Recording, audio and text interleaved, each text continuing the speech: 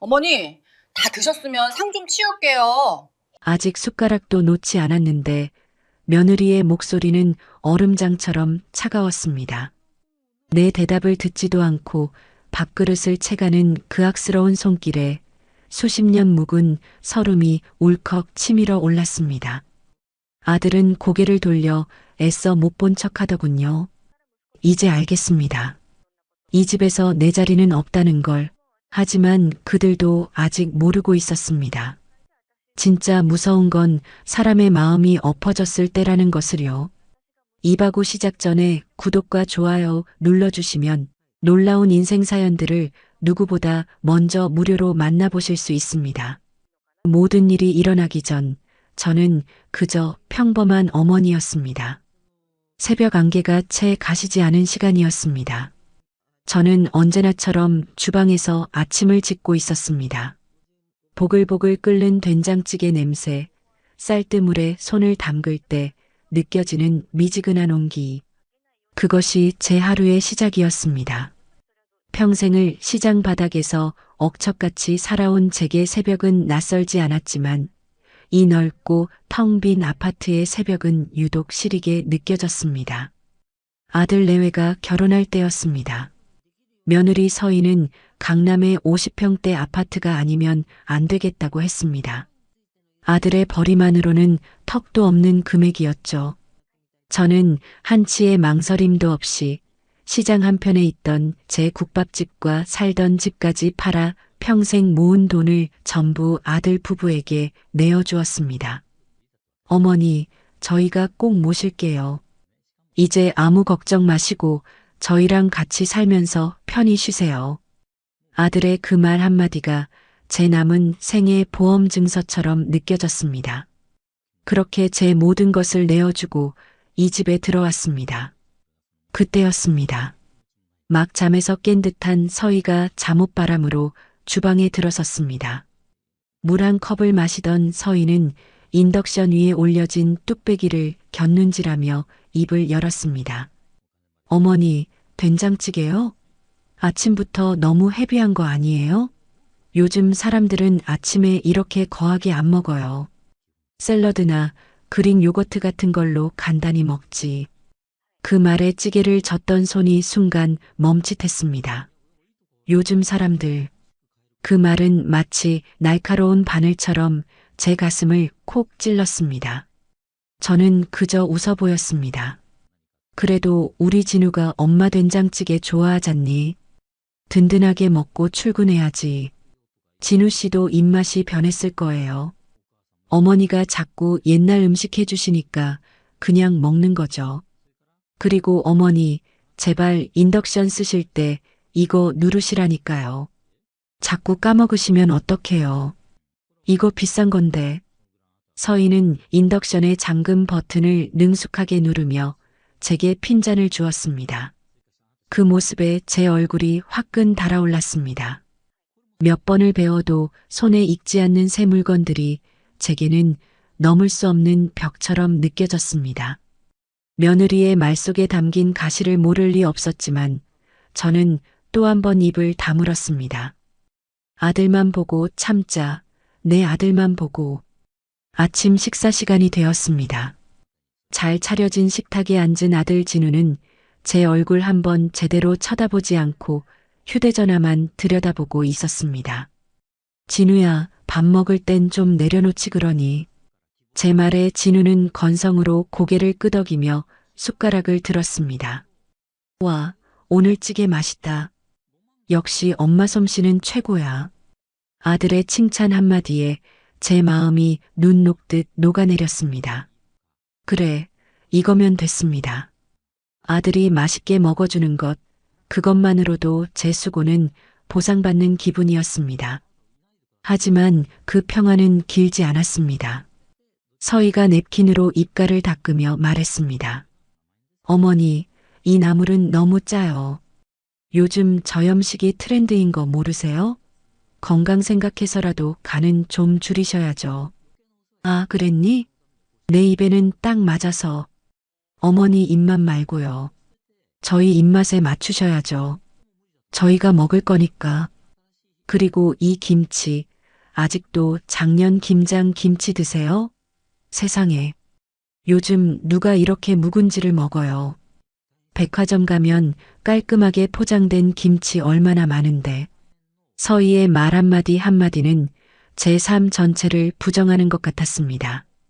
제가 평생 지켜온 방식들, 제 손맛, 제 세월이 전부 낡고 쓸모없는 것으로 치부되는 기분이었습니다. 진우는 아내의 날 말을 못 들은 척 밥만 푹푹 퍼먹고 있었습니다. 여보, 김치 맛만 좋은데 뭘 그래. 엄마 김치만 한 게 어딨다고. 당신은 뭘 몰라서 그래. 이런 거 자꾸 먹으면 몸에 나트륨만 쌓인다고. 안 그래요, 어머니? 서희는 비웃음 섞인 눈으로 저를 쳐다봤습니다. 저는 차마 고개를 들 수 없었습니다. 마치 제가 죄를 지은 사람처럼 느껴졌습니다. 이 비싼 아파트에 얹혀 산다는 죄, 아들 부부의 신혼을 방해하고 있다는 죄, 그리고 낡고 오래된 방식으로 아들의 발목을 잡고 있다는 죄. 식사가 끝나고 설거지를 하는 제 등 뒤로 부부의 대화 소리가 들려왔습니다. 자기야, 나 오늘 저녁에 동창들 모임 있어. 좀 늦을 것 같아. 그래, 알았어. 엄마랑 저녁 먹고 있을게. 어머니랑? 아, 됐어. 당신도 오늘 저녁은 밖에서 해결해. 나도 없는데 어머니랑 단둘이 밥 먹으면 얼마나 어색하겠어. 그래도, 뭐가 그래도야. 어머니도 그게 편하실 거야. 안 그래? 서희는 어느새 제 곁으로 다가와 있었습니다. 저는 고무장갑을 낀 손으로 거품 묻은 그릇만 매만졌습니다. 차마 뒤를 돌아볼 수가 없었습니다. 제 심장이 쿵 하고 내려앉는 기분이었습니다. 아들은 더 이상 아무 말도 하지 않았습니다. 그 침묵이 제게는 비수처럼 느껴졌습니다. 그날 오후 저는 홀로 거실에 앉아 멍하니 창밖을 바라보았습니다.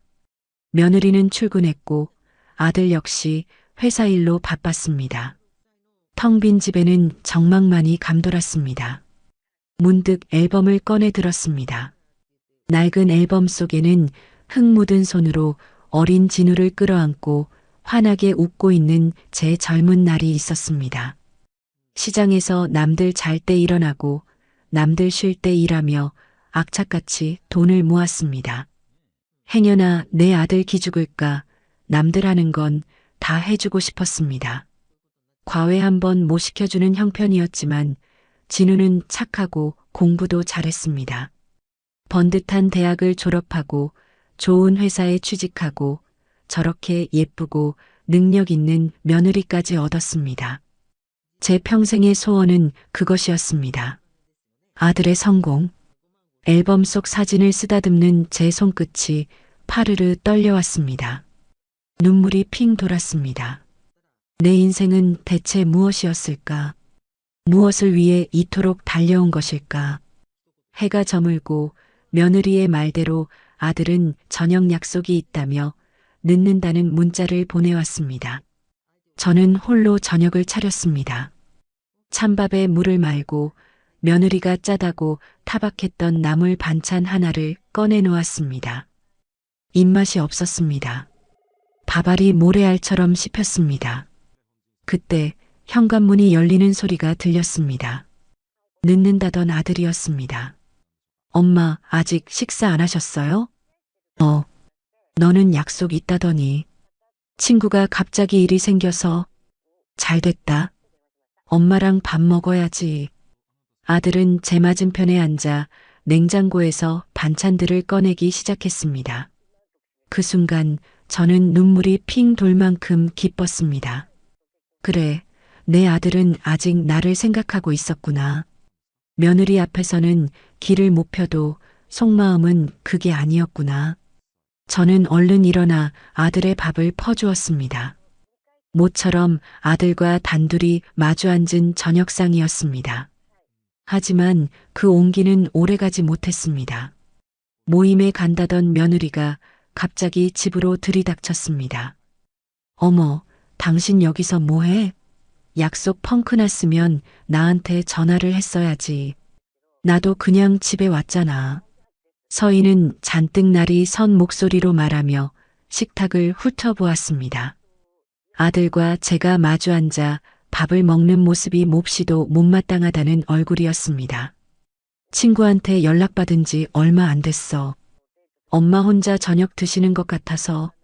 어머니 왜 이제 드세요? 알아서 잘 챙겨 드시지. 그리고 당신은 집에 오면 옷부터 갈아입으라니까. 밖에서 묻혀온 먼지 어쩔 거야. 서희는 짜증스럽게 말하며 식탁 의자에 아무렇게나 걸쳐진 진우의 외투를 집어들었습니다. 그러다 문득 제 밥그릇을 쳐다보았습니다. 반쯤 남은 찬밥과 나물 반찬.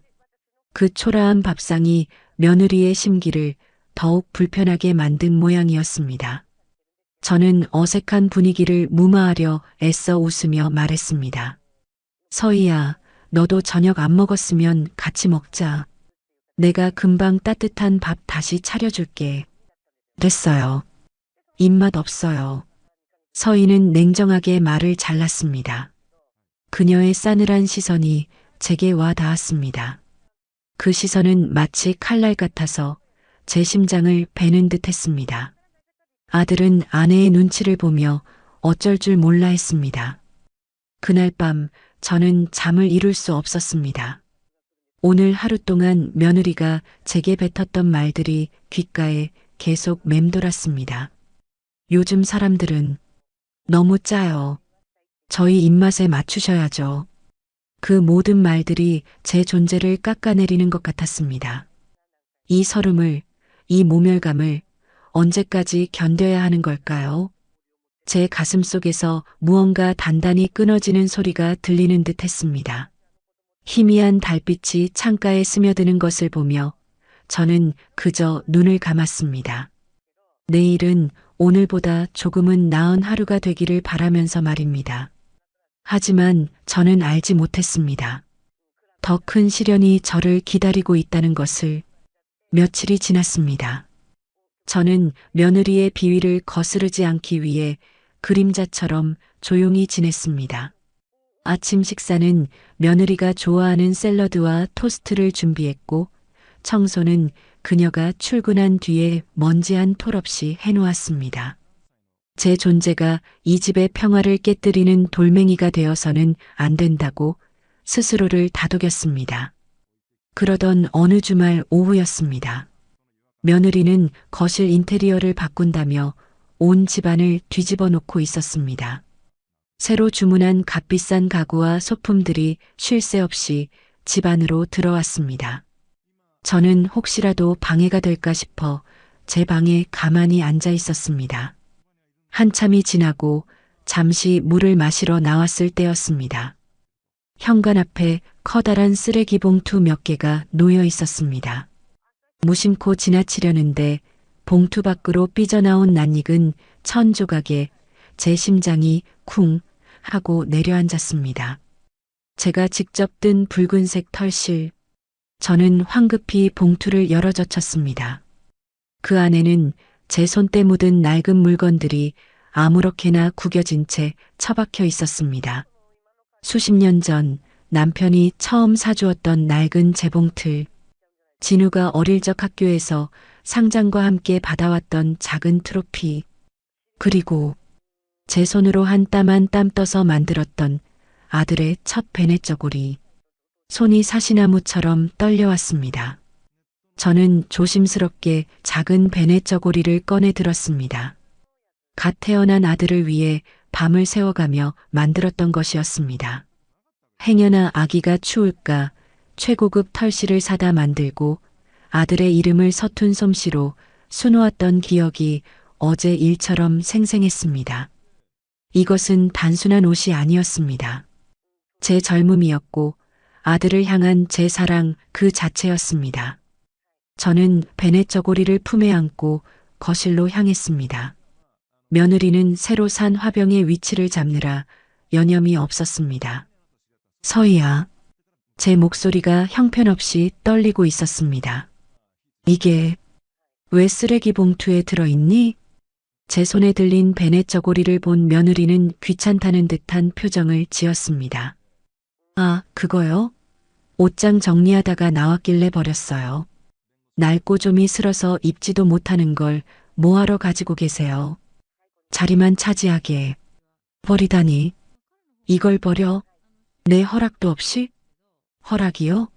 어머니, 무슨 허락까지 받아요. 솔직히 이런 낡아 빠진 것들 때문에 집안 분위기가 얼마나 칙칙한지 아세요? 새로 인테리어 싹 했는데 저런 거 하나 있으면 톤앤 매너가 다 깨진다고요. 톤앤 매너. 제가 알아들을 수 없는 말들이 며느리의 입에서 쏟아져 나왔습니다. 저는 그저 멍하니 며느리를 쳐다보았습니다. 내 추억과 세월이 고작 톤앤 매너라는 말 한마디에 쓰레기가 되어버렸습니다. 이건 그냥 물건이 아니야. 내 아들 진우가 처음 입었던 옷이야. 내가 밤새 만들었던. 어머님도 참 딱하시네요. 그런 거에 아직도 의미 부여하세요? 요즘 세상에 누가 그런 걸 간직해요. 사진으로 다 남겨두면 되지. 정 아까우시면 밖에 내놨으니까 다시 주워 오시든가요. 며느리는 화병을 고쳐놓으며 아무렇지 않게 말했습니다. 그 순간 제 머릿속에 무언가가 툭 하고 끊어지는 것 같았습니다. 이성과 감정의 경계가 무너져 내렸습니다. 마침 아들 진우가 방에서 나왔습니다. 저는 마지막 희망을 걸고 아들에게 다가갔습니다. 진우야, 이것 좀 봐라. 서희가 이걸 버렸단다. 내가 처음 입었던 베넷 저고리를. 저는 울먹이며 아들에게 낡은 옷을 내밀었습니다. 아들은 당황한 기색이 역력했습니다. 아내와 저 사이에서 어쩔 줄 몰라 하며 눈동자만 굴리고 있었습니다. 여보, 이건 좀 심했잖아. 그래도 이건 뭐가 심해요? 내가 뭘 틀린 말했어? 당신 방에 있던 낡은 트로피랑 상장도 다 버렸어. 그런 거 다 먼지만 쌓이고 짐만 된다고. 이 집은 우리 집이야. 내 취향대로 꾸밀 권리 나한테 있어. 안 그래? 그건 그렇지만. 그럼 됐네. 어머니, 죄송하지만 앞으로는 제 허락 없이 물건 함부로 들여놓지 마세요. 특히 그렇게 촌스러운 것들은요. 서희는 제게 쐐기를 박듯 말하고는 쌩하니 안방으로 들어가 버렸습니다. 거실에는 저와 아들, 단둘만 남았습니다. 저는 아들의 얼굴을 쳐다보았습니다. 제발 내 아들만큼은 내 편이 되어주기를, 내 아들만큼은 내 마음을 알아주기를 간절히 바랐습니다. 진우야, 너도 그렇게 생각하니? 엄마의 추억이 다 짐이니? 아들은 제 시선을 피했습니다. 그리고는 한숨을 푹 내쉬며 말했습니다. 엄마, 서희도 아기가 있어서 그런 건 아닐 거야. 그냥 좀 깔끔한 걸 좋아해서 그래. 너무 낡았으니까. 그냥 버린 거겠지. 엄마, 너무 속상해하지 마. 응? 저는 제 귀를 의심했습니다. 아들의 입에서 나온 말은 위로가 아니었습니다. 변명이었습니다. 며느리를 위한 변명. 제 상처받은 마음은 안중에도 없었습니다. 아들은 그저 이 상황을 빨리 모면하고 싶을 뿐이었습니다. 엄마가 미안하다. 내가 너희들 사는데 방해가 되는구나.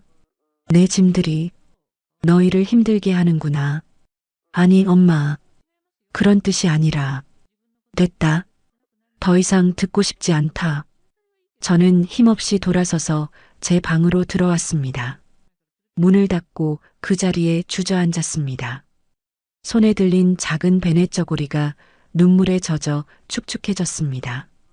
창밖에서는 아들 내외의 집을 꾸며줄 새 가구를 옮기는 사람들의 소리가 요란하게 들려왔습니다.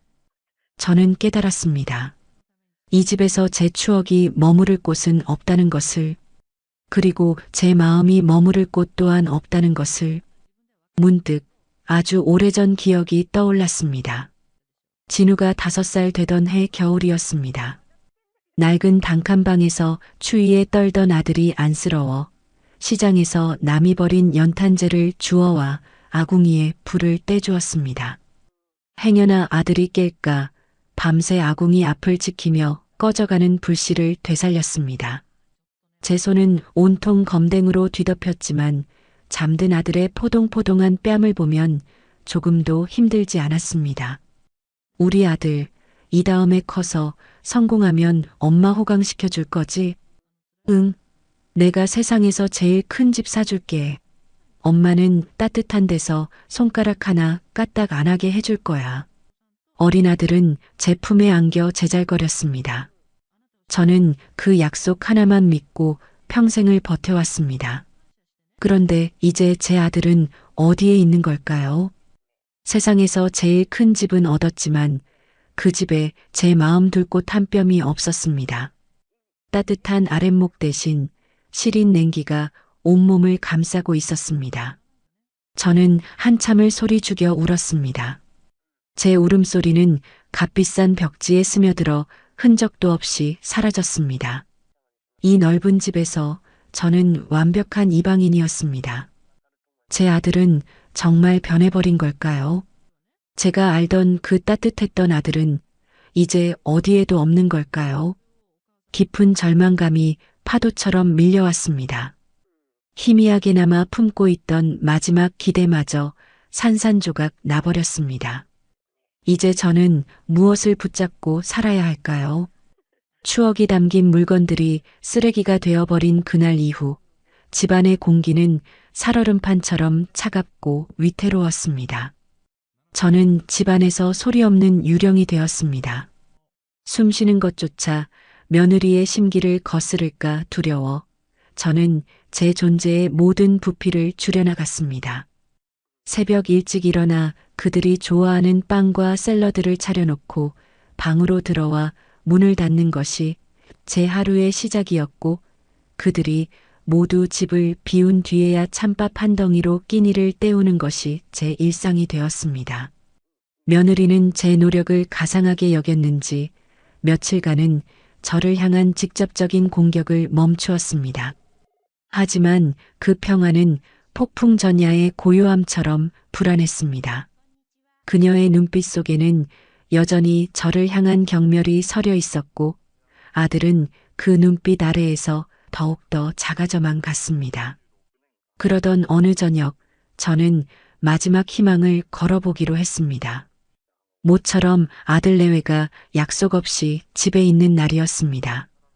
저는 시장에 나가 싱싱한 재료들을 사와 며느리가 좋아하는 해물찜과 아들이 좋아하는 소고기 묵국을 정성껏 끓였습니다.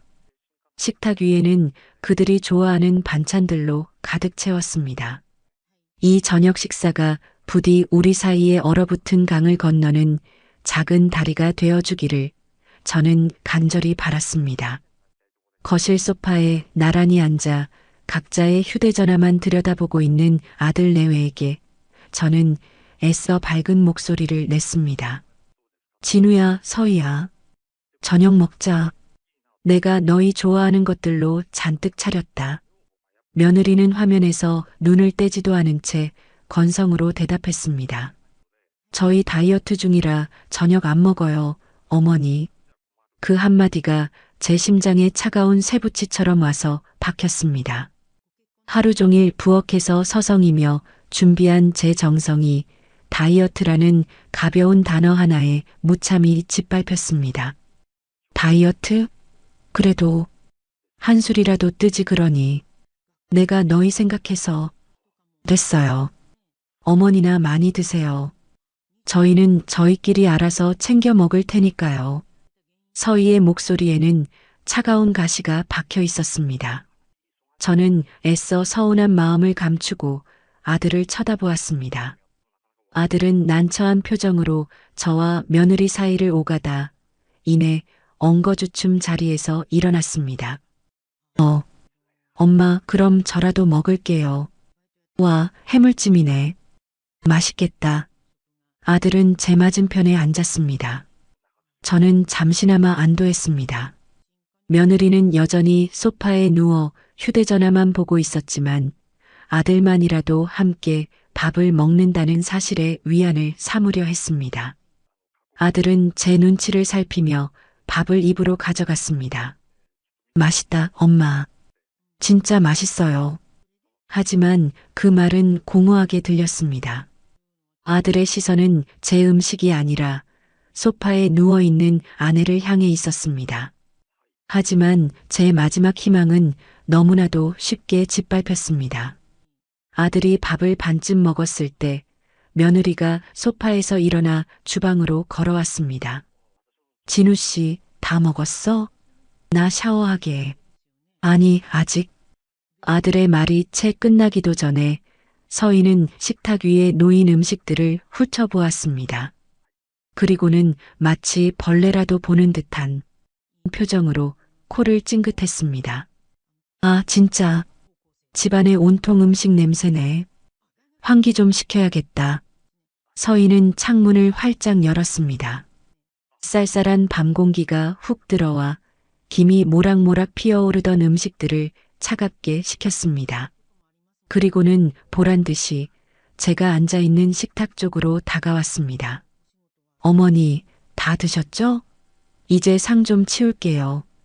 저는 아직 밥그릇에 밥이 반이나 남아 있었고 손에는 숟가락을 들고 있었습니다. 제가 무어라 대답하기도 전에 며느리는 제 앞에 놓인 밥그릇과 국그릇을 향해 손을 뻗었습니다.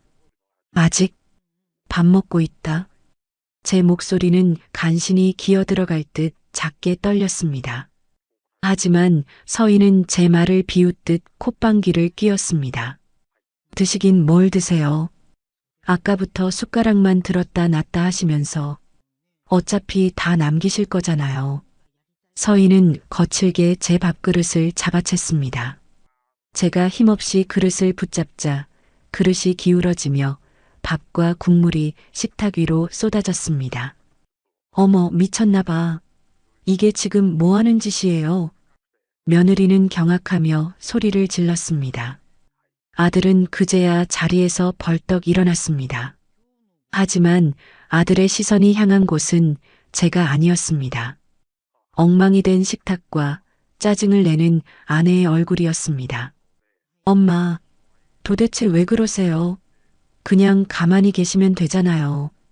아들의 원망 섞인 외침이 제 심장을 갈기갈기 찢어 놓았습니다. 아들은 저를 걱정하는 것이 아니었습니다.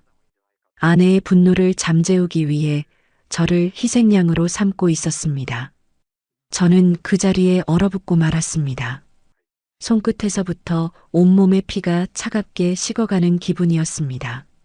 수십 년의 세월, 아들을 위해 바쳤던 내 모든 희생이 한순간에 물거품처럼 사라졌습니다. 시장 바닥에서 흙 묻은 돈을 만져가며 아들을 키웠던 기억, 내 모든 것을 내어주고 이 집에 들어왔던 날, 그리고 오늘 이 짐승만도 못한 취급을 받는 순간까지 모든 것이 필름처럼 스쳐 지나갔습니다. 아, 이제 정말 끝이구나. 제 안에서 무언가 단단히 끊어지는 소리가 들렸습니다. 더 이상 분노도 슬픔도 느껴지지 않았습니다. 모든 감정이 증발해버린 자리에는 싸늘한 결심만이 잿더미처럼 남았습니다. 저는 아무 말 없이 자리에서 일어났습니다. 쏟아진 음식물로 더러워진 손을 무심하게 내려다보았습니다. 그리고는 소리치지도 눈물을 흘리지도 않은 채 유령처럼 조용히 제 방으로 향했습니다. 방문을 닫고 저는 어둠 속에 가만히 서 있었습니다. 밖에서는 며느리가 아들을 닥달하는 소리가, 아들이 변명하는 소리가 희미하게 들려왔습니다. 저는 귀를 막지 않았습니다. 그 모든 소리를 제 영혼에 하나하나 새겨 넣었습니다. 그날 밤 저는 뜬 눈으로 밤을 새웠습니다. 방문 틈으로 스며드는 거실의 불빛이 꺼지고 며느리의 신경질적인 목소리와 아들의 한숨 소리가 잦아들 때까지 저는 미동도 없이 어둠 속에 앉아 있었습니다. 창밖의 어둠보다 더 짙은 절망이 온몸을 휘감았지만 이상하게도 제 정신은 그 어느 때보다 또렷했습니다. 더 이상 눈물은 흐르지 않았습니다. 슬픔과 분노가 지나간 자리에는 차갑고 단단한 결심만이 용암처럼 들끓고 있었습니다. 떠나야 한다. 이 집은 더 이상 내 집이 아니었습니다. 내 피와 땀으로 마련한 공간이었지만 이제는 나를 옥죄는 화려한 감옥일 뿐이었습니다. 평생을 바쳐 키운 아들은 내 편이 아니었고 며느리는 나를 인간 이하로 취급했습니다. 더 이상 이곳에 머무르는 것은 내 스스로의 존엄을 포기하는 것과 같았습니다. 밥 한 그릇의 온기마저 빼앗긴 이곳에서 저는 더 이상 살아있는 존재가 아니었습니다. 동이 트기 전 가장 깊은 어둠 속에서 저는 조용히 몸을 일으켰습니다. 뼈마디가 삐걱거리는 소리조차 내지 않으려 조심하며 짐을 꾸리기 시작했습니다. 값비싼 옷가지나 장신구는 눈에 들어오지도 않았습니다. 그것들은 모두 아들 내외가 제게 사준 그들의 선심과 동정이 담긴 족쇄일 뿐이었습니다. 제 손길이 향한 곳은 장롱 깊숙한 곳, 수십 년간 한 번도 열어보지 않았던 낡은 나무 상자였습니다. 그 안에는 돈으로 환산할 수 없는 제 지난 세월의 흔적들이 고스란히 담겨 있었습니다. 상자를 열자 조명 냄새와 함께 아련한 과거의 향기가 피어올랐습니다. 가장 먼저 눈에 들어온 것은 빛바랜 흑백 사진 한 장이었습니다. 시장 좌판 앞에서 앳된 얼굴의 청년과 나란히 서서 환하게 웃고 있는 제 젊은 날의 모습이었습니다. 사진 속 청년의 눈은 가난 속에서도 유난히 반짝였고 저는 고된 시장 생활에도 불구하고 희망에 가득 차 있었습니다. 태준아, 밥은 굶지 말고 다녀라. 힘들면 언제든 찾아오고 누나가 밥은 안 굶긴다. 누님, 이 은혜는 평생 잊지 않겠습니다. 제가 꼭 성공해서 이 남대문 시장을 통째로 사서 누님 품에 안겨드릴게요. 부모 없이 홀로 시장을 전전하는 17살 태준이의 모습이 안쓰러워 저는 제 자식처럼 그를 돌보았습니다. 따뜻한 국밥을 말아 먹이고 떨어진 교복을 기워주고 밤늦게까지 함께 장사를 하며 어깨너머로 세상 사는 법을 가르쳤습니다. 태준이는 그런 저를 친누나처럼 의지했고 반드시 성공해서 은혜를 갚겠다고 입버릇처럼 말하곤 했습니다. 맹랑하지만 그 진심만큼은 의심할 여지가 없었습니다. 사진을 보고 있으니 아득했던 기억들이 파도처럼 밀려왔습니다. 그 후 태준이는 죽어라 공부에 명문대에 합격했고 졸업 후 작은 무역회사를 차렸다는 소식까지는 들었습니다. 제가 아들 진우를 키우느라 정신이 없는 사이 자연스레 연락이 끊겼습니다. 과연 지금은 어디서 어떻게 살고 있을까? 사진 아래에는 손때 묻은 작은 수첩이 있었습니다. 제가 시장에서 장사를 할 때 쓰던 장부 겸 일기장이었습니다. 저는 떨리는 손으로 수첩을 펼쳤습니다. 삐뚤빼뚤한 글씨로 적힌 매일의 기록들. 그 마지막 장에 태준이가 사업을 시작하며 제게 알려주었던 그의 첫 휴대폰 번호가 적혀 있었습니다. 11로 시작하는 지금은 쓰이지 않는 낡은 번호였습니다. 누님, 이게 제 첫 휴대폰입니다. 혹시라도 제가 필요하면 언제든 이리로 연락 주세요. 세상이 무너져도 저는 누님 편입니다. 그때는 그저 대견하고 기특하기만 했습니다. 하지만 지금 이 낡은 번호 하나가 제게는 마지막 남은 동아줄처럼 느껴졌습니다. 저는 사진과 수첩을 조심스럽게 품에 안았습니다. 그리고 조용히 편지 한 장을 썼습니다. 아들에게 남기는 마지막 글이었습니다. 진우야, 엄마는 잠시 바람 좀 쐬고 오겠다. 이 집은 이제 너희들 집이니 너희들 마음대로 꾸미고 살아라. 다만 이것 하나만은 기억해다오. 너를 낳고 키운 어미가 있었다는 것을 찾지 마라. 더 이상 구구절절한 말은 필요 없었습니다.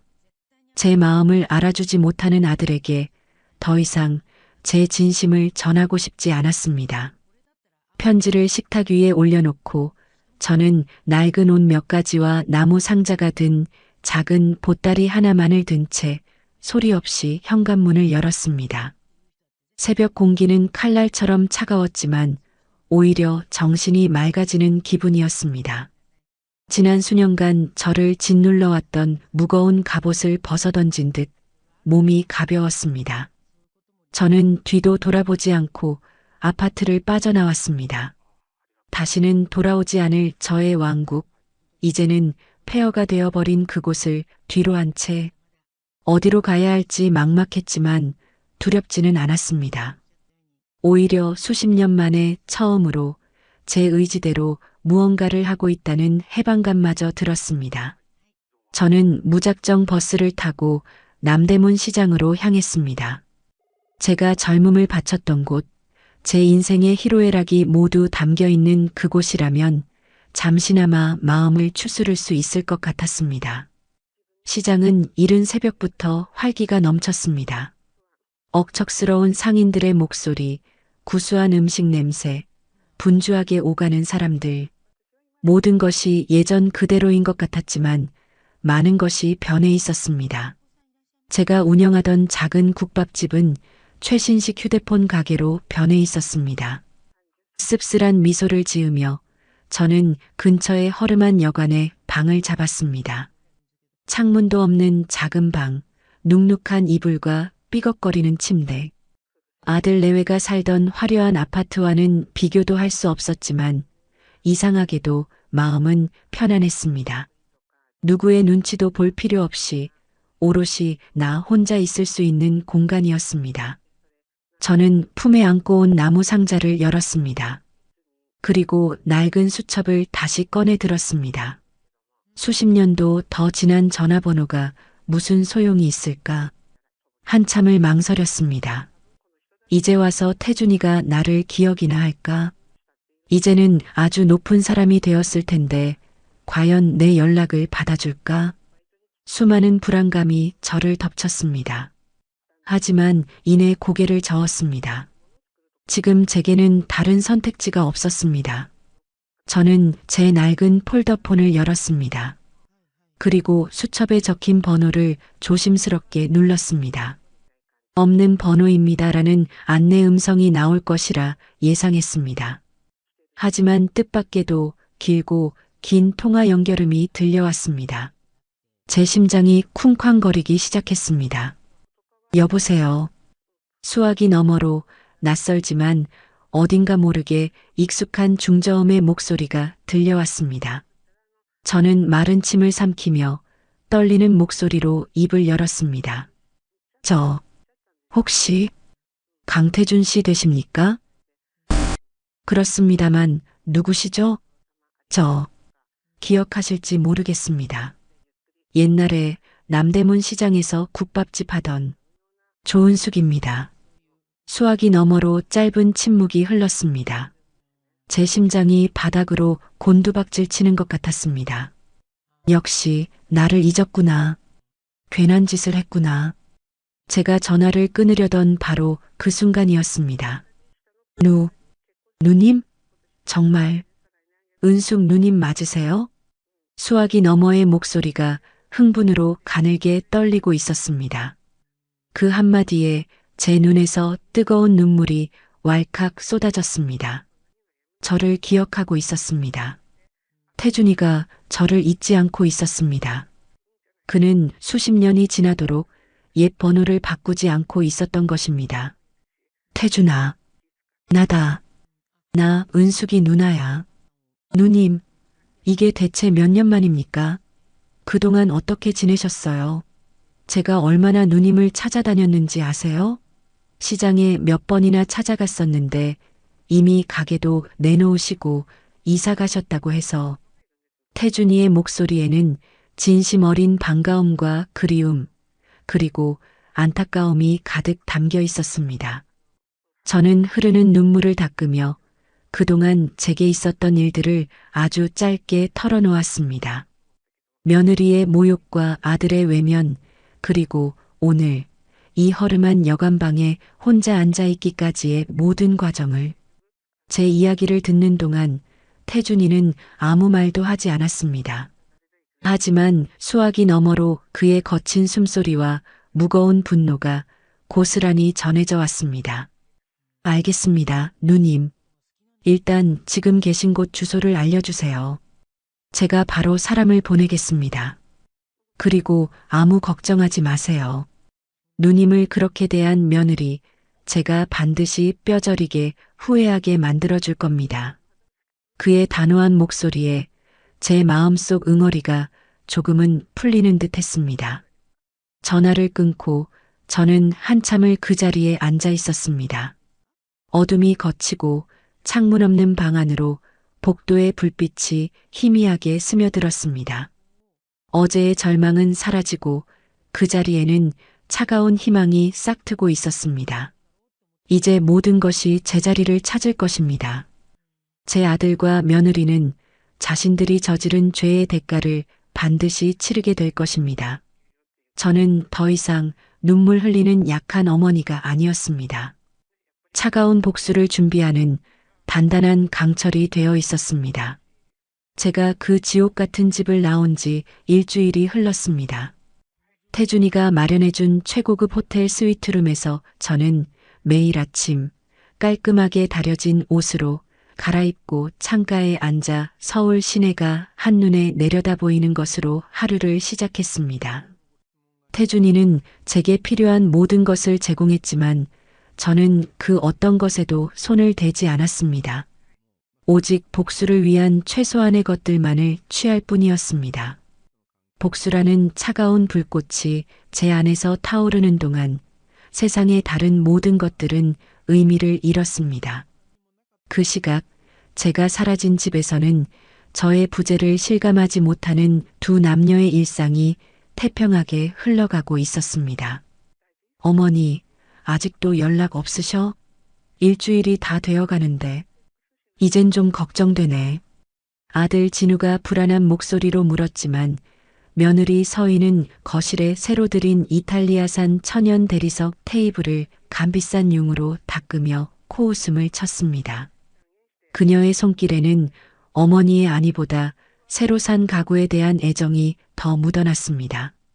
걱정도 팔자다 정말. 알아서 잘 계시겠지. 이 편지 한 장 달랑 남기고 가신 거 보면 작정하고 우리한테 시위하시는 거야. 전화해봤자 안 받으실걸? 오히려 우리가 애타게 찾으면 더 튕기실걸? 그냥 내버려둬. 며칠 더 고생해 보시면 돈도 떨어지고 몸도 고달파서 제 발로 기어들어 오시게 되어 있어.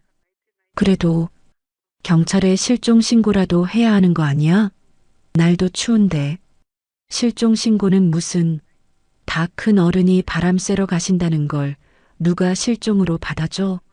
그리고 당신 지금 내 말 못 믿는 거야? 내가 사람 보는 눈 하나는 정확해. 어머니는 절대 우리 없이는 못 살아. 평생 당신만 보고 사신 분이 어딜 가시겠어. 아마 지금쯤 찜질방이나 친구분 집 전전하면서 우리 연락만 기다리고 계실걸? 서희의 단호하고 경멸 섞인 말에 아들은 또다시 입을 닫았습니다.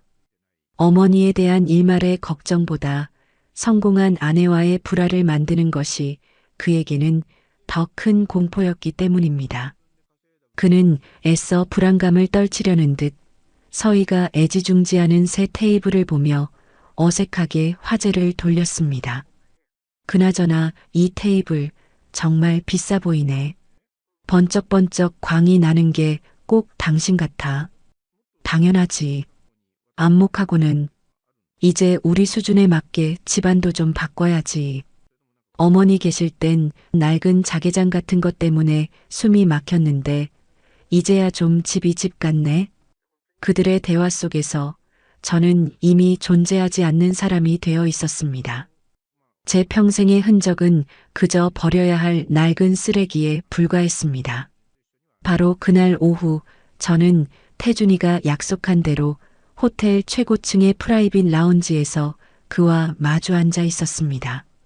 수십 년 만에 만난 태준이는 과거의 앳된 소년의 모습은 온데간데 없고 한 기업을 이끄는 총수다운 범접할 수 없는 카리스마를 가진 중년의 남성이 되어 있었습니다. 하지만 저를 바라보는 그의 눈빛만은 예전 남대문 시장에서 국밥 한 그릇을 나눠 먹던 시절의 그 따뜻함을 그대로 간직하고 있었습니다. 누님, 그동안 고생 많으셨습니다. 제가 너무 늦었습니다. 진작 찾아뵀어야 했는데. 태준이는 제 앞에 깊이 고개를 숙였습니다. 수행원들이 놀라 말리려 했지만 그는 굳건히 허리를 굽혔습니다. 일어나라, 태준아. 내가 왜 고개를 숙여? 나는 괜찮다. 내가 이렇게 성공한 모습을 보니 내 지난 고생이 다 씻겨 내려가는 것 같다. 내가 내 덕에 이렇게 좋은 구경도 다 하는구나. 아닙니다, 누님. 누님이 아니었으면 지금의 저도 없었습니다. 그런데 감히 자식이란 것들이 부모 마음에 피멍을 들게 하다니요? 제 심장이 다 찢어지는 것 같습니다. 절대 용서할 수가 없습니다. 태준이의 눈에 서늘한 분노가 이글거렸습니다. 저는 그동안 겪었던 모든 서름과 모욕을 눈물 한 방울 없이 그저 마른 장작처럼 담담하게 털어놓았습니다. 태준이는 제 이야기를 듣는 내내 주먹을 꽉 쥔 채 아무 말도 하지 않았습니다. 그의 침묵은 그 어떤 위로의 말보다 더 큰 힘이 되었습니다. 누님, 그 며느리라는 사람이 대표로 있는 회사가 한빛 디자인이라는 곳이 맞습니까? 그래. 요즘 젊은 사람들 사이에서 제법 잘 나가는 인테리어 회사라고 하더구나. 잘 나가는 회사? 오늘부로 과거형이 될 겁니다. 누님, 제가 그 회사 오늘 당장 사겠습니다. 태준이의 말에 저는 깜짝 놀랐습니다. 회사를 산다고? 아니, 태준아. 그래도 그건 너무. 고작 그 애 하나 때문에 내가 그런 큰 돈을 쓸 필요는 없다. 고작이라니요, 누님. 누님을 모욕한 것은 저를 모욕한 것과 같습니다. 그 회사, 제가 인수해서 그 여자가 평생을 바쳐 쌓아 올린 모든 것을 제 손으로 직접 무너뜨릴 겁니다. 그녀가 가장 자랑스러워하는 것을 빼앗아 가장 비참하게 만들어야죠. 그것이 제가 누님께 할 수 있는 최소한의 도리이자 제 분노를 잠재울 유일한 방법입니다. 그의 목소리는 얼음처럼 차가웠지만 저를 향한 걱정과 의리만큼은 용광로처럼 뜨겁게 느껴졌습니다. 저는 더 이상 그를 말리지 않았습니다. 어쩌면 이것이 하늘의 뜻일지도 모른다고 생각했습니다. 다음 날 며느리 서희의 회사 한빛 디자인에 날벼락 같은 소식이 전해졌습니다.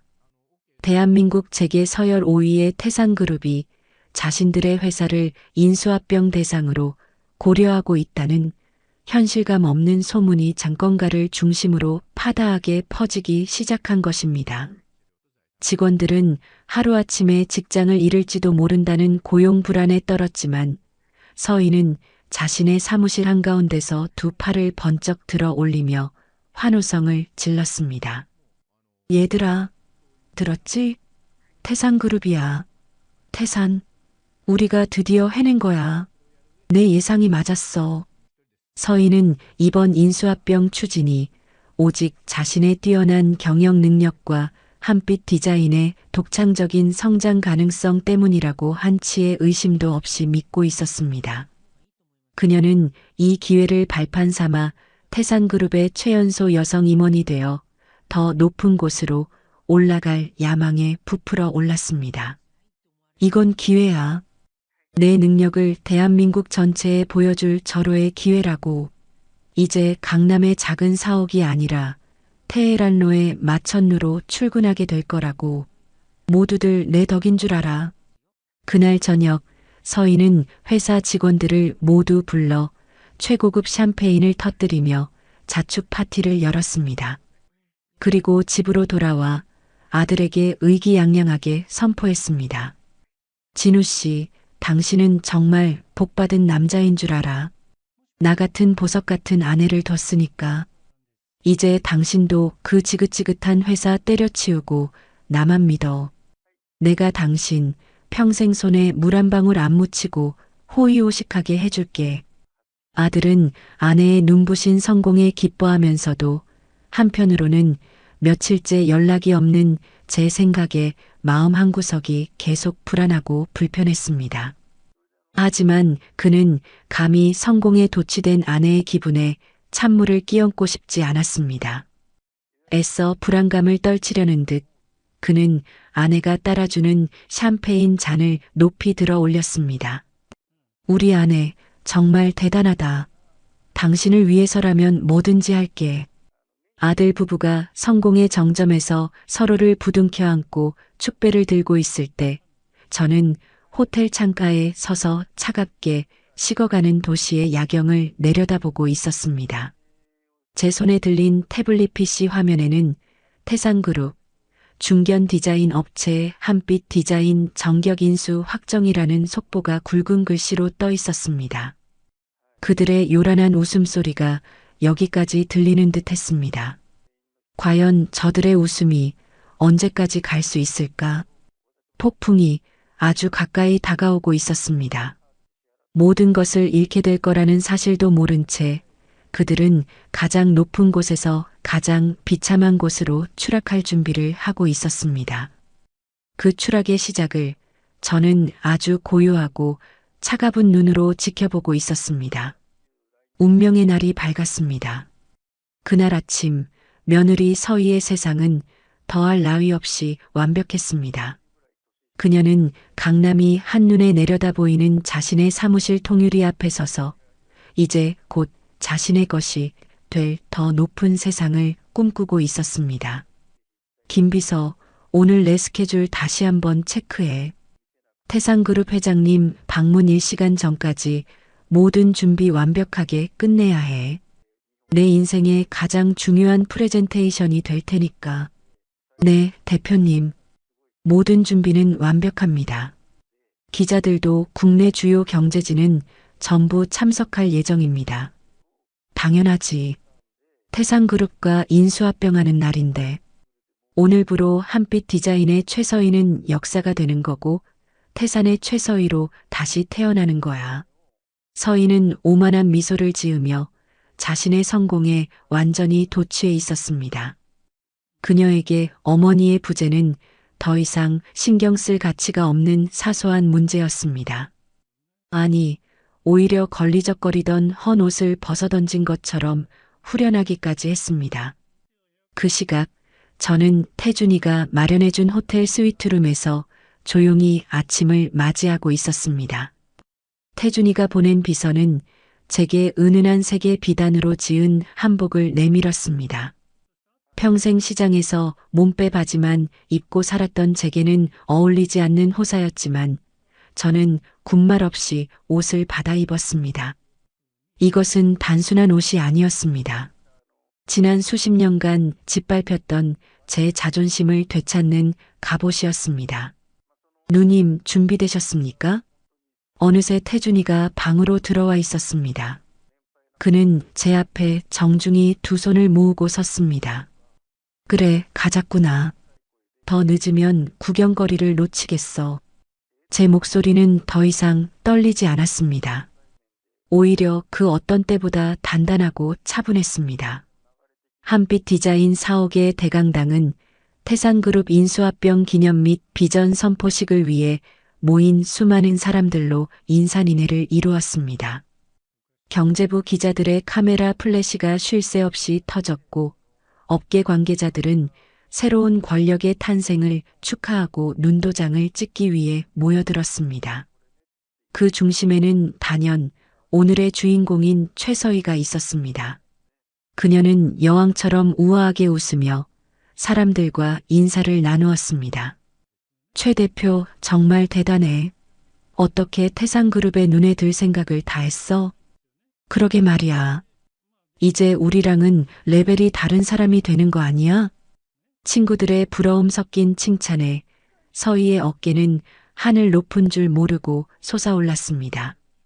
아들 진우는 그런 아내의 옆에서 마치 값비싼 액세서리처럼 어색하게 서 있었습니다. 여보, 정말 멋지다. 어머니도 이 모습을 보셨으면 얼마나 좋았을까. 진우가 자신도 모르게 진심을 내뱉은 순간 서희의 얼굴이 싸늘하게 굳어졌습니다. 쓸데없는 소리 하지 마. 오늘 같은 날 초치는 소리 할래? 어머니 얘기는 꺼내지도 마. 내 인생 최고의 날을 망치고 싶지 않으면. 서희는 날카롭게 쏘아붙이고는 다시 사람들을 향해 환한 미소를 지었습니다. 아들은 그 모습에 아무런 대꾸도 하지 못하고 입을 다물었습니다.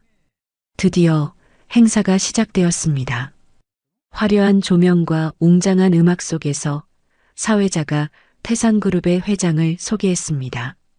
여러분, 대한민국 경제의 새로운 역사를 써내려갈 거인 태산그룹의 강태준 회장님을 뜨거운 박수로 맞이해 주시기 바랍니다. 장내에 우레와 같은 박수 소리가 터져 나왔고 강태준 회장이 위풍당당하게 무대 위로 걸어 올라갔습니다. 그는 좌중을 압도하는 카리스마로 짧고 강렬한 연설을 시작했습니다. 존경하는 한빛 디자인 임직원 여러분, 그리고 내외 귀빈 여러분, 태산그룹 회장 강태준입니다. 오늘 우리는 한빛 디자인의 놀라운 잠재력과 태산그룹의 자본이 만나 더 큰 미래를 함께 열게 되었습니다. 서희는 맨 앞자리에 앉아 황홀한 표정으로 태준을 올려다보았습니다. 이제 곧 저 남자의 입에서 자신의 이름이 불릴 것이고 자신은 태산그룹의 새로운 주역으로 소개될 것이었습니다. 그녀의 심장이 터질 듯이 부풀어 올랐습니다. 태준의 연설이 끝나갈 무렵이었습니다. 저는 오늘 이 자리를 빌려 제 개인적인 이야기를 하나 할까 합니다. 장내가 순간 조용해졌습니다. 지금의 제가 있기까지 제 인생에는 한 분의 위대한 은인이 계셨습니다. 부모도 없이 시장 바닥을 떠돌던 배고픈 소년에게 대가 없는 사랑과 희생으로 따뜻한 밥을 지어 먹이고 세상 사는 법을 가르쳐 주신 분입니다. 그분이 아니었다면 저 강태준은 지금 이 자리에 없었을 겁니다. 서희는 의아한 표정으로 태준을 쳐다보았습니다. 갑자기 저런 감성팔이를 하는 이유가 뭘까? 하지만 곧이어 터져나올 자신의 이름을 기다리며 애써 표정을 관리했습니다. 오늘 그 귀한 분을 이 자리에 모셨습니다. 저의 성공의 진정한 주인이자 제 영혼의 어머니이신 분입니다. 여러분, 뜨거운 박수로 맞아주십시오. 태준이가 손짓하는 방향으로 모든 사람의 시선이 쏠렸습니다. 행사장 뒷문이 천천히 열렸습니다. 그리고 제가 모습을 드러냈습니다. 단정하게 차려입은 한복, 흐트러짐 없는 걸음걸이. 저는 더 이상 아들 집에 얹혀 살던 초라하고 힘없는 늙은이가 아니었습니다. 저는 수많은 카메라 플래시와 사람들의 시선에도 아랑곳하지 않고 당당하게 행사장 안으로 걸어 들어갔습니다. 그 순간 장내의 모든 소음이 멎었습니다. 아들 진우는 자리에서 벌떡 일어날 뻔한 것을 겨우 참았고 그의 얼굴은 새하얗게 질려갔습니다. 그리고 최서희. 그녀의 얼굴에서는 모든 핏기가 사라졌습니다. 활짝 웃고 있던 입은 경악으로 벌어졌고 황홀경에 빠져있던 두 눈은 공포와 불신으로 가득 찼습니다. 그녀는 마치 유령이라도 본 사람처럼 저를 보며 미동도 하지 못했습니다. 가장 충격적인 장면은 그 다음에 펼쳐졌습니다. 무대 위에 있던 강태준 회장이 저를 보자마자 한치의 망설임도 없이 무대 아래로 뛰어내려왔습니다. 그리고 수백 명의 사람들과 수십 대의 카메라가 지켜보는 앞에서 제게 다가와 90도로 허리를 숙여 인사를 올렸습니다. 누님, 이렇게 누추한 곳까지 친히 걸음해 주시어 몸둘 바를 모르겠습니다. 정말 감사합니다, 누님.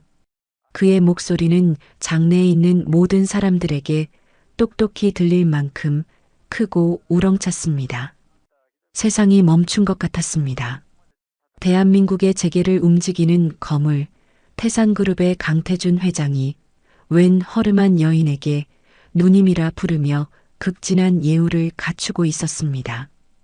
기자들은 미친 듯이 카메라 셔터를 눌러댔고 장내는 술렁이기 시작했습니다. 저는 아무 말 없이 차가운 눈으로 제 앞에서 허리를 숙이고 있는 태준이를 내려다보았습니다.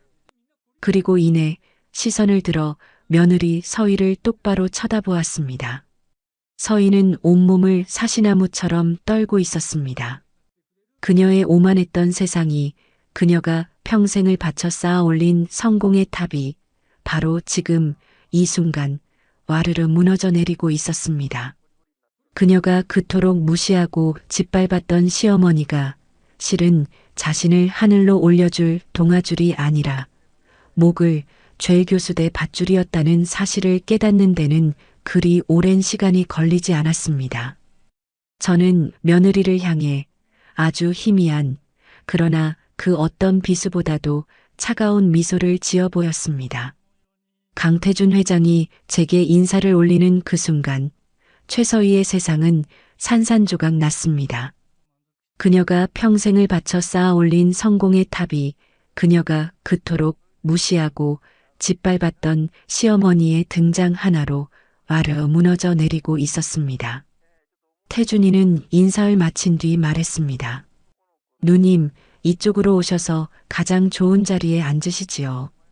오늘 행사의 진짜 주인공은 바로 누님이십니다.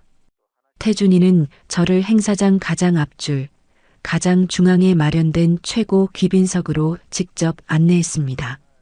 그 자리는 원래 태산그룹의 최고위 임원들을 위해 비워둔 자리였습니다. 저는 아무 말 없이 그가 이끄는 대로 걸어가 자리에 앉았습니다. 푹신한 벨벳 의자에 몸을 기댄 채 저는 무대 위와 그 아래의 모든 사람들을 마치 신이라도 된 것처럼 조용히 내려다보았습니다. 그들의 경악과 혼란, 그리고 곧 닥쳐올 파멸의 전조를 즐기면서 말입니다. 그제야 태준이는 다시 무대 위로 올라섰습니다.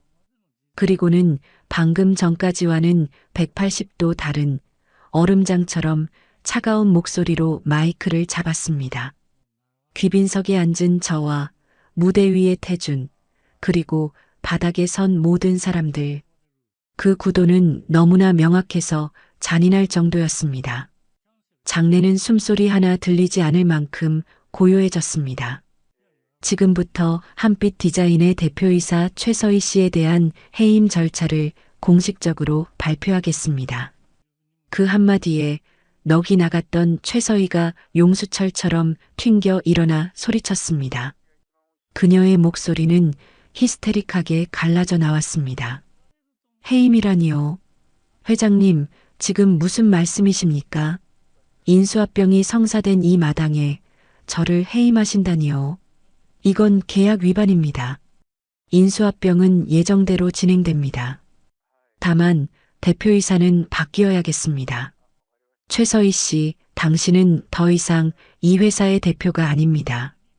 계약서 13조 사항, 인수대상 기업의 대표 및 임원이 사회적, 윤리적 무리를 일으켜 기업 가치를 현저히 훼손했을 경우 즉시 모든 권한을 박탈하고 해임할 수 있다는 조항을 잊으셨습니까? 태준이는 거대한 스크린을 가리켰습니다.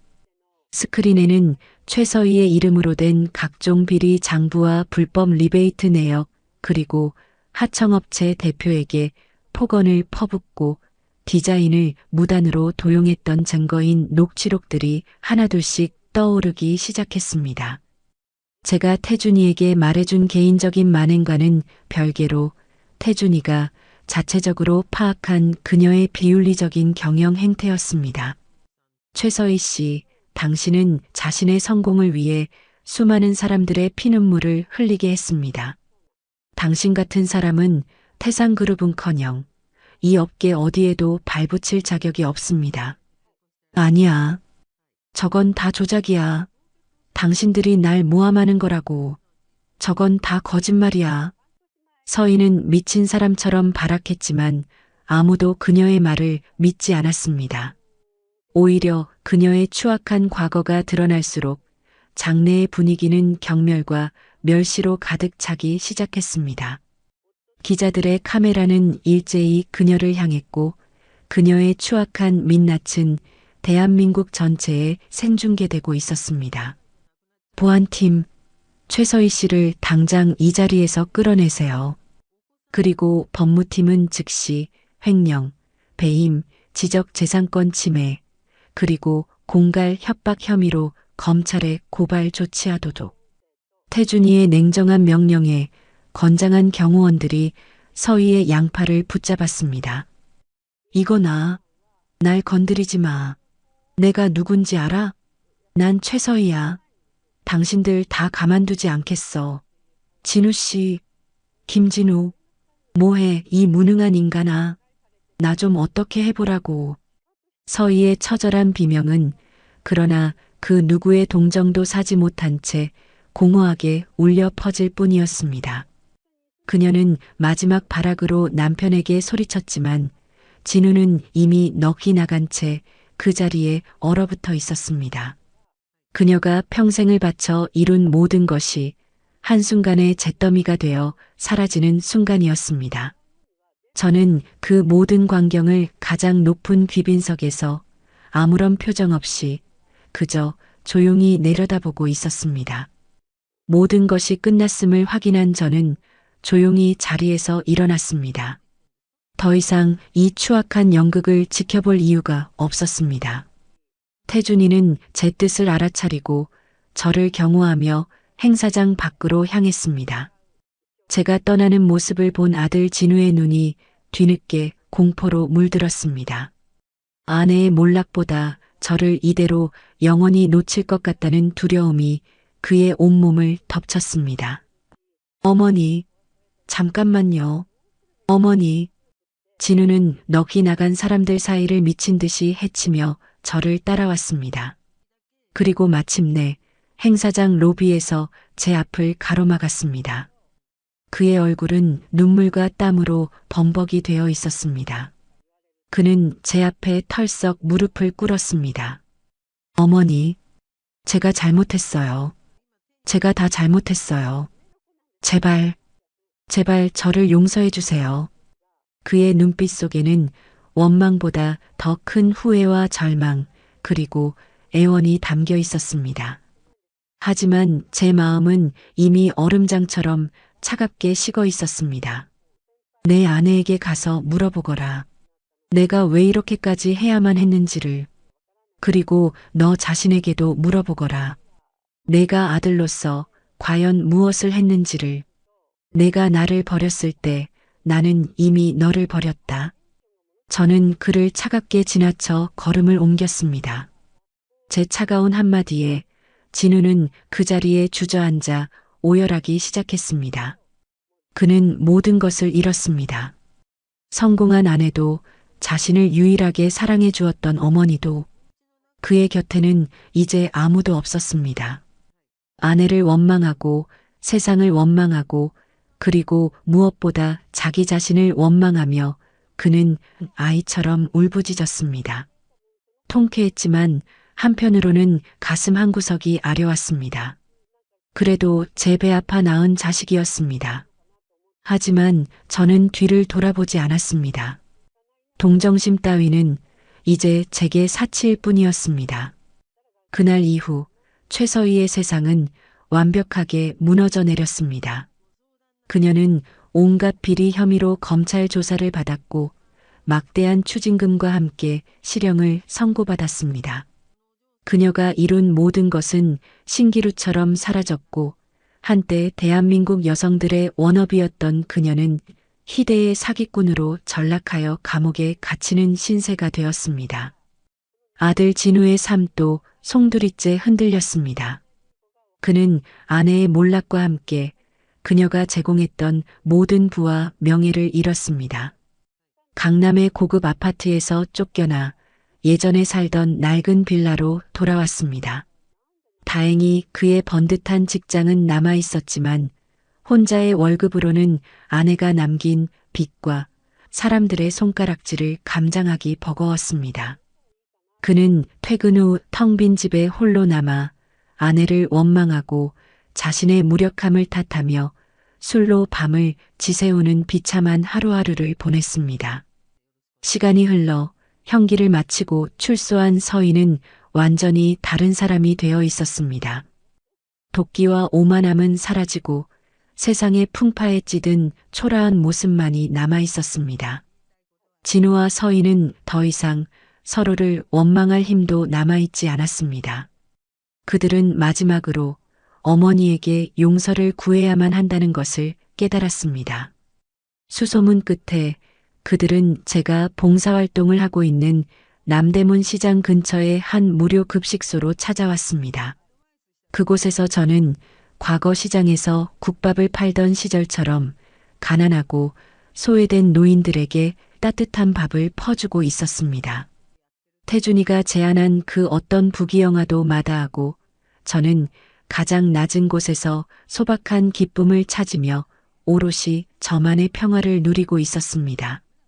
어머니, 어머니, 배식을 받으려는 노인들의 줄 끝에서 헬쑥하고 남루한 몰골의 진우와 서희가 제 앞에 나타났습니다. 그들은 제 앞에 털썩 무릎을 꿇었습니다. 주변의 모든 시선이 그들에게 쏠렸지만 그들은 아랑곳하지 않고 눈물 콧물을 쏟아내며 용서를 빌기 시작했습니다. 어머니, 제가 죽일 놈입니다. 제가 눈이 멀어서 어머니의 마음도 모르고 제발 저희를 용서해 주세요. 다시는 안 그러겠습니다. 어머님, 제가 다 잘못했어요. 제가 어머님께 사람이 해서는 안 될 짓을 했어요. 평생 속죄하며 살겠습니다. 제발, 제발 저희 좀 용서해 주세요. 한때는 저를 벌레 보듯 하던 며느리가 이제는 제 발밑에 엎드려 있었습니다. 하지만 제 마음은 더 이상 동요하지 않았습니다. 그들의 사죄에서는 진심 어린 뉘우침보다 지옥 같은 현실을 벗어나고픈 비굴한 욕망이 더 크게 느껴졌기 때문입니다. 저는 밥을 푸던 주걱을 내려놓고 그들을 차갑게 내려다보았습니다. 일어나거라. 여긴 너희들이 있을 곳이 아니다. 제 목소리에는 어떠한 감정도 실려 있지 않았습니다. 너희들의 사죄는 내가 아니라 너희들 스스로의 삶으로 증명해야 할 것이다. 나는 너희들을 더 이상 원망하지 않는다. 다만 내 마음의 문은 이미 닫혔다. 그러니 각자의 자리로 돌아가 너희들의 남은 생을 살아내거라. 저는 그대로 돌아서서 다른 노인에게 밥을 퍼주기 시작했습니다. 마치 그들이 그 자리에 없는 사람인 것처럼 완벽하게 무시했습니다.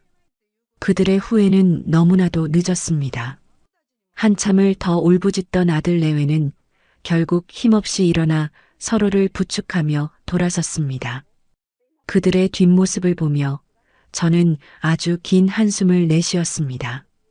그 후로 저는 매일 시장에서 밥을 나누고 동네 아이들을 돌보며 조용한 나날을 보냈습니다. 경제적 풍요나 사회적 지위는 없었지만 소박하고 단순한 삶 속에서 깊은 평화와 행복을 찾았습니다. 어느덧 따스한 봄볕이 내리쬐는 오후, 저는 봉사활동을 마치고 남대문 시장이 한눈에 보이는 언덕에 앉아 따뜻한 캔 커피를 마시고 있었습니다. 시장의 활기찬 소음이 제게는 그 어떤 클래식 음악보다 아름답게 들렸습니다. 누님, 여기서 뭐하고 계세요? 국밥이나 먹으러 가시죠. 어느새 태준이가 제 곁으로 다가와 미소를 지었습니다. 아들 내외의 소식은 더 이상 듣지 않았습니다. 그들이 이혼을 했는지 여전히 서로를 원망하며 사는지 이제는 궁금하지도 않았습니다.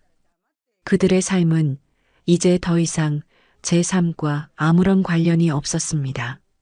저는 태준이와 국밥을 한술 뜨며 비로소 편안한 미소를 지었습니다. 뜨거운 국물이 목을 타고 넘어가는 순간 제 길고 길었던 복수극도 그리고 지긋지긋했던 과거도 모두 함께 녹아내리는 것 같았습니다. 이제 저는 그저 조은숙, 제 이름 석자로 저의 새로운 인생을 평화롭고 당당하게 살아갈 뿐이었습니다. 차가운 복수의 끝에서 저는 비로소 진정한 독립과 해방을 맞이했습니다. 오늘의 이바구는 여기까지입니다. 며느리의 경멸 어린 눈빛과 그것을 알면서도 외면했던 아들의 비겁함, 한평생 가족을 위해 헌신했던 한 여인의 삶을 송두리째 짓밟았던 것은 모진 세상의 풍파가 아니라 가장 믿었던 가족의 칼날이었습니다.